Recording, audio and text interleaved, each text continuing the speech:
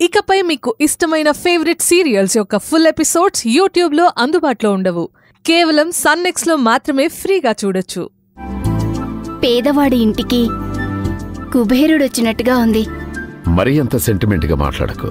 నేను బాస్గా మీ ఇంటికి రాలేదు, ఒక ఫ్రెండ్లా భోజనానికి వచ్చాను. నాకు పేద గొప్ప అనే భావమే లేదు.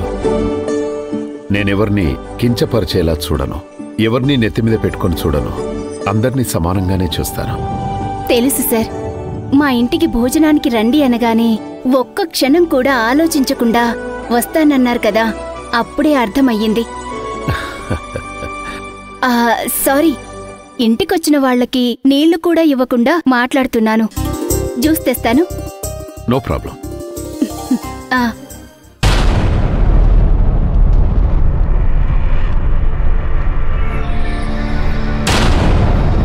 మొత్తం తాగేలా చూసుకో. ఓకే అన్నా.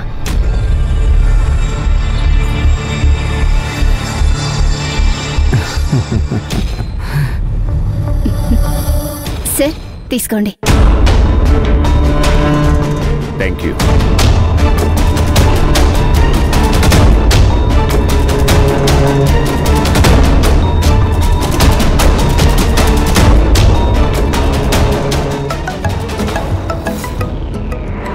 One second.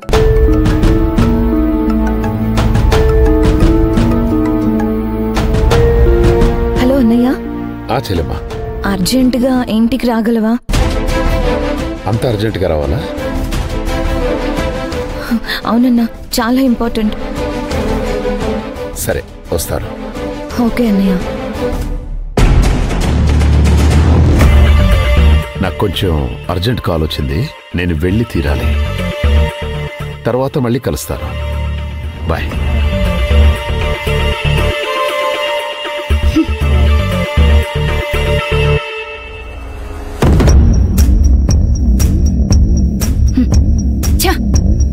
కరెక్ట్ టైంకి హరిప్రసాద్ చెల్లి రాక్షసిలా కాల్ చేసింది.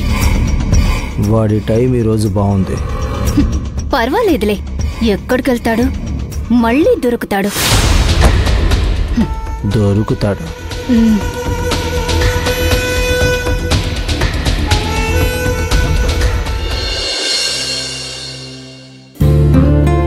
Excuse me sir.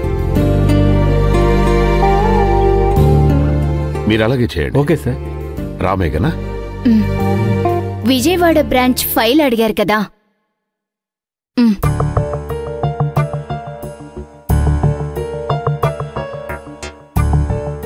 ఈ రోజు 4 కొరియన్ క్లయింట్స్ తో మీటింగ్ ఉంది హోటల్ డెక్కన్ లో. మేఘనా, ఏమైంది? ఏంటి కొట్టినట్టు మాట్లాడి వెళ్ళిపోతున్నావు? నిన్న ఇంట్లో భోంచేయలేదని కోపమా? అదేం లేదు సార్, మేము పేదవాళ్లం. మాకు పేద గొప్ప అని భేదభావాలుండవు. మీరు గొప్పోళ్ళు, మీకు ఆ ఫీలింగ్ ఉంటుందని తెలియలేదు సార్. మిమ్మల్ని మాలాంటి వాళ్ల ఇంటికి భోజనానికి పిలిచి అవమానించాను. ఎందుకలా మాట్లాడుతున్నావు? నాకు అలాంటి భేదభావాలే ఉంటే నువ్వు నా కోసం తెచ్చిన చేపల పులుసు తినేవాడినా? లేదు కదా. ఆ రోజు తిన్నారు, ఆ తర్వాత అనిపించి ఉండొచ్చు కదా. ఎవర్ని ఎక్కడ ఉంచాలో అక్కడే ఉంచాలి అని. మీ మీద నాకు ఎంతైనా ప్రేమ ఉండుండొచ్చు, కానీ అదే ప్రేమ మీకు నా మీద ఉండి ఉండాలని ఏం లేదు కదా. అందుకే చెప్తారు పెద్దవాళ్ళు, అర్హత ఉంటేనే గొప్పవాళ్లతో స్నేహం చేయమని. దయచేసి అలా మాట్లాడవద్దు మేఘనా. నేను అలాంటి వాణ్ణి కాదు. నిన్న నా వల్ల మీరు డిసప్పాయింట్ అయినందుకు ఐఎమ్ సారీ. అయ్యో, మీరెందుకు సారీ చెప్తారు సార్? నాది తప్పుంది కదా. ఇంకెప్పుడు అలాంటి తప్పు జరగకుండా చూసుకుంటాను. కాలు లేనివాళ్లు కొండ మీద ఉన్న దేవుణ్ణి చూడాలని ఆశపడటం తప్పు కదా. అలాగే నేను కూడా. ఇప్పుడేంటి, నేను మీ ఇంట్లో భోజనం చేయలేదనే కదా కోపం? సరే తెచ్చిపెట్టు, నేను ఈరోజు తింటాను.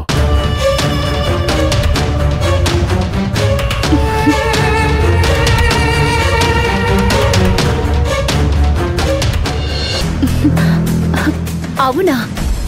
నిజమా? ఆ, నేనిప్పుడు స్వీట్ తెచ్చిస్తాను, తింటారా?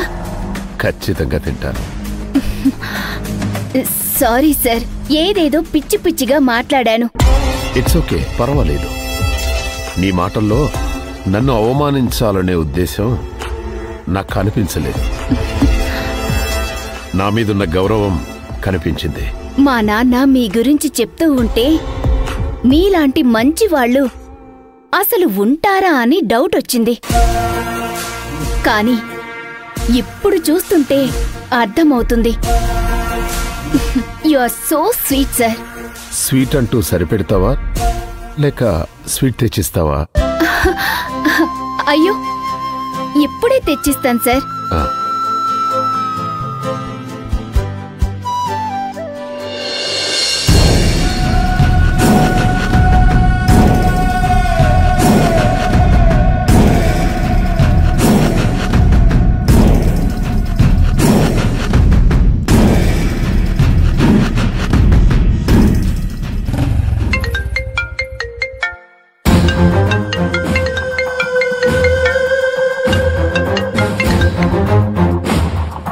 హలో, హలో అన్నా, ఏంటి విషయం చెప్పు. నీకు గుడ్ న్యూస్. వింటే హ్యాపీగా ఫీల్ అవుతావు. ఆ, ఏంటి విషయం? హరిప్రసాద్ నేనిచ్చే స్వీట్ తింటాను అన్నాడు. వావ్, సూపర్ మేఘన. ఎలా?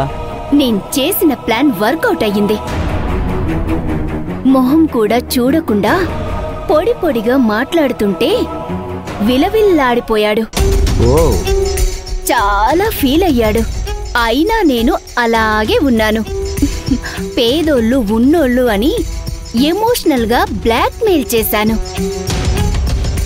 అంతే, పార్టీ సరెండర్ అయిపోయాడు. Very good. చేతులు పట్టుకొని సారీ చెప్పేంత పరిస్థితికి తీసుకొచ్చాను. ఈ క్షణంలో నేను ఏదిచ్చినా తింటానని తనే చెప్పాడు. గుడ్ మేఘన, ఇలాంటి ఛాన్సులు దొరకవు. అవకాశం మిస్ చేసుకోకు. నేను మందు కలిపిన స్వీట్స్ తీసుకుని వెళ్ళి తినిపించు. తిన్న వెంటనే మత్తులోకి జారిపోతాడు. క్లోజ్ అయ్యి ఫొటోస్ తీసుకో. ఆ తర్వాత వాడి చుట్టూ మన చేతుల్లోకి వస్తుంది.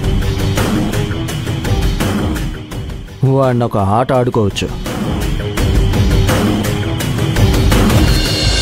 వాడు ఇష్టపడి నిన్ను పెళ్లి చేసుకుంటే సరే, లేదా బ్లాక్మెయిల్ చేసి నీతో పెళ్లి చేస్తా. సరే, మరి నేను వెళ్తాను.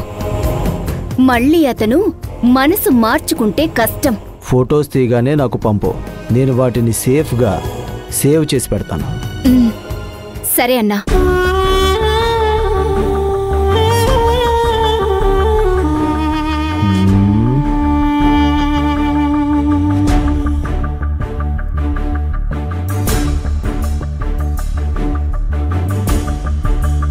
హరిప్రసాద్, ఇప్పుడు నా చేతిలో చిక్కావు.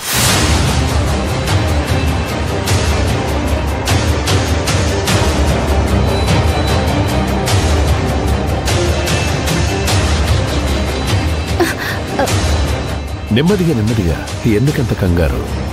దేవుడు ప్రసాదం తింటాను అని ఒప్పుకోవడమే పెద్ద విషయం. మనసు మారేలోపు తినిపించాలి కదా. మనసు మార్చుకునే అవకాశమే లేదు. నువ్విచ్చే ఈ స్వీటు నేను తిని నేను నువ్వు అనుకునే వ్యక్తిని కాదు అని ప్రూవ్ చేయడమే నా లక్ష్యం.